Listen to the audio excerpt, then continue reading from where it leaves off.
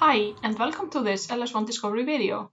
I'm Drífa, and I'm the LS1 Technical Support Specialist. In this video, I will demonstrate how you can create a gift receipt from your transaction.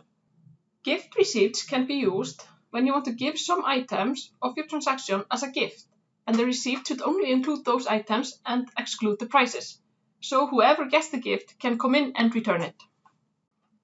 Now, I'm in the point of sale, and I've added a few items to the transaction. And the last two items I want to include on a gift receipt. So I'm going to finalize the transaction. And to print the gift receipt, I go to the daily journal. I can select the top transaction. And here I will select gift receipt. And here I can select the items I want to include on the receipt.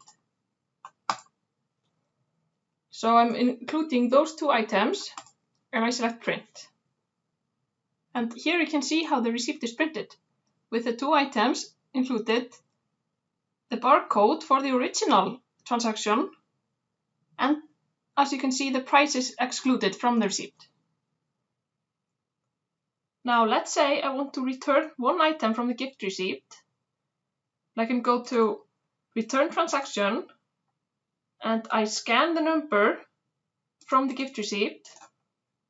I can select which item I want to return, and then I can refund the transaction by issuing a credit memo. I hope you found this video informative and helpful. Thank you for watching.